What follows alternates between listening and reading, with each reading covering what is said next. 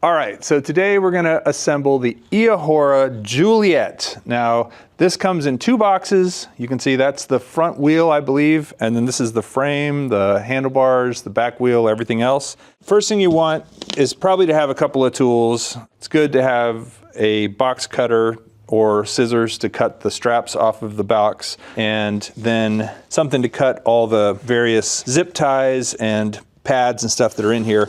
Let's see if I can manage this on my own. No way. 1, 2, 3.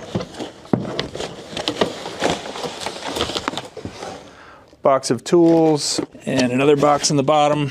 One other little tip I've discovered in putting together e-bikes is to always just take a look at the bottom of the cardboard and see if you see any loose parts or screws that might have broken off in transit. I don't see anything down there. And let's check this second box, which I believe has the front tire. Should come out fairly easily. And the front fender. Those are cute little tires. And let's go ahead and open these 2 little boxes. Yep, there's your pedals, there's your wrench, there's your headlight, there's some more tools. Your charger, which is pretty beefy, and the cable for it. Looks like somebody had a really bad wreck and the pieces flew everywhere, but we're gonna fix that. Now we use these clippers to clip all these zip ties off.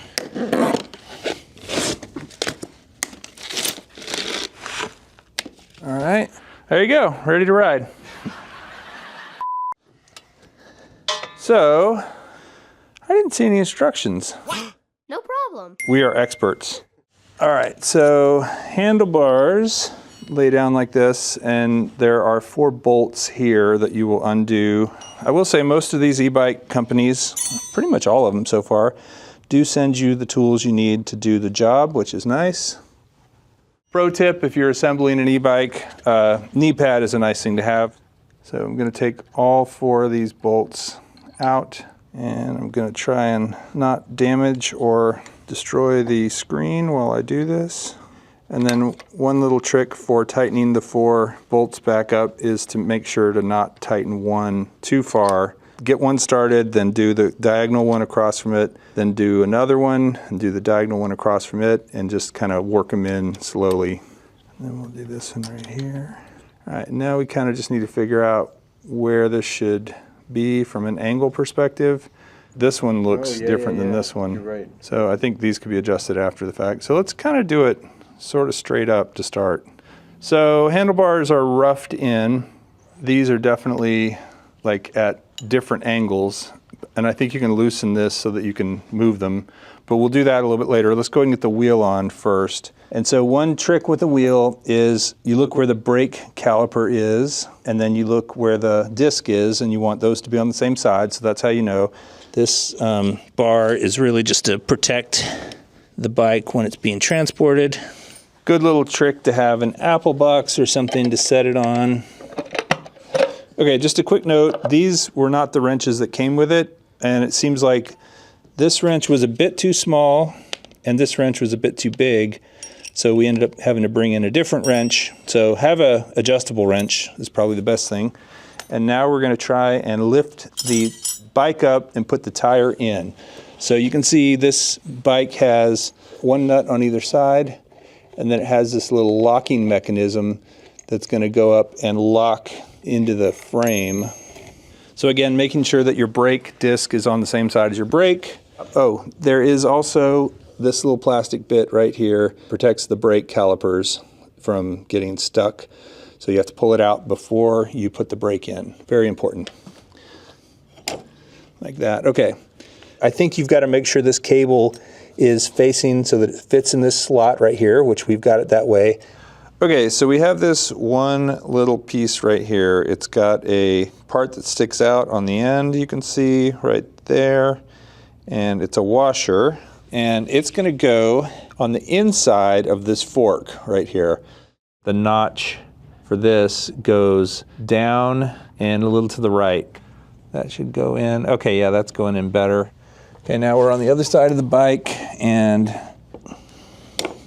there it is. All right, so the main key takeaway here is someone up top holds onto the bike, and then you kind of have to get the disc into the calipers within the brake, and then lower it in at the right angle to where it actually drops all the way in on both sides. Now it's in on this side and on the other side. So now we should be able to put these pieces back on.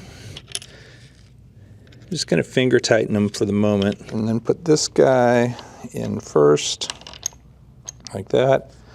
Put this on, make sure when you do it, you have the little washer on the bolt, and then put the washer on right there, and then the lug nut. All right, and then let me tighten this guy down.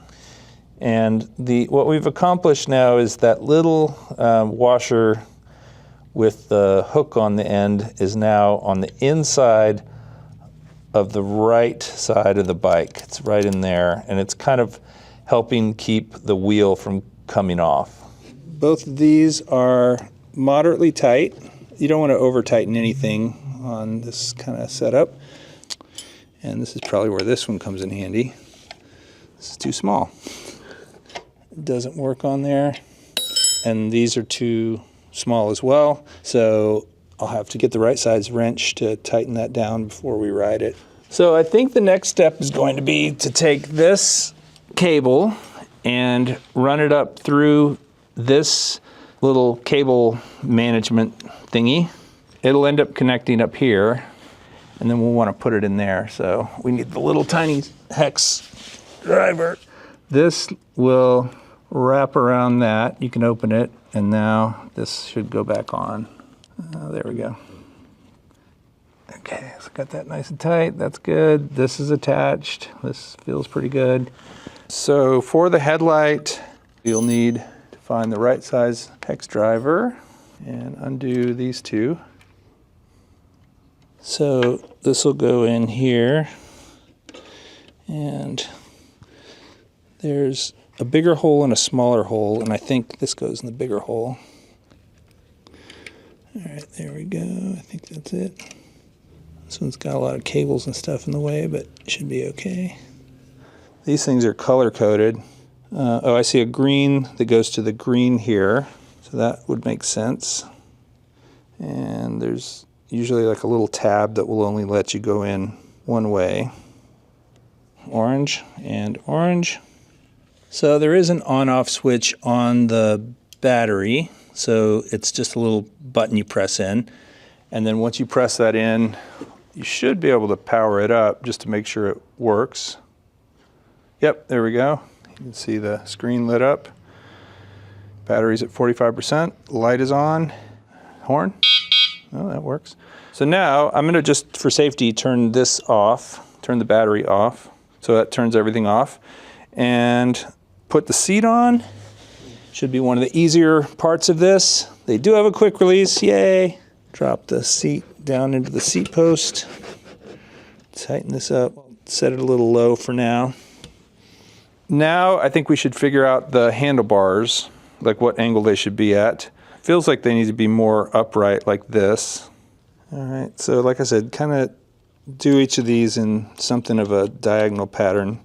So I'll do this one a little bit, and then I'll do this one a little bit, just so you don't get one side over tightened. All right, so now we're gonna adjust the brakes and all this stuff so they're at the right angle. So we probably need a different hex wrench. There we go, that's feeling a little more where I want it. Okay, and then this one we want to, I think, just slightly raise up. All right, that's feeling pretty good. And they say pedal to the metal. Oh, these feel like metal? I think they are. Yeah. They're cold. So remember, it's a little tricky. One of them screws in the way you think it will. That's this right one, it's righty-tighty. And then need a wrench. There we go. Don't cross-thread your pedals into your crank. You will regret it. So make sure you thread it carefully. So now this one is gonna go lefty-tighty because it's on the opposite side, and that's how pedals work. And the reason for that is because as you're pedaling, if this were the other way, it would come loose as you pedaled, and then it would fall out. There we go. Are we done? I know there's a fender. I don't particularly want to put it on, but I'll go ahead and do it. So you want the shorter end of it up here and the longer end back here. This will keep you from getting dirt on your underwear if you're wearing a skirt, as I often do when I ride these bikes. And of course, now we need a tiny little wrench to hold this end. Again, I'm not always a fan of the fenders, although I do prefer the plastic fenders to the metal ones because they don't rattle as much and they are lightweight. There we go. Could it be we're done? So it says 5 to 30 PSI, and they feel very low. I'm gonna put it closer to 30 if I can. All right, so now we've got it all assembled, and we're gonna go ahead and plug in the charger. And usually with these chargers, there's a red light that means it needs charging, and that means it's getting some resistance, and a green light means it's getting no resistance, which means it's charged. So it thinks it's charged because it's not plugged in, but as soon as I plug it in, that battery was showing like 40%, which is good, probably what they shipped it with. You don't want to ship a battery at 100%. So I'll plug it in and it should go red. So the plug is right up here, and now you see this turned red. Fan came on, means it's charging. Probably not a great idea to leave it alone, especially the first time you charge it in case there's some malfunction with the battery. We'll check on it every so often, and then when it's charged up, we'll go ride it.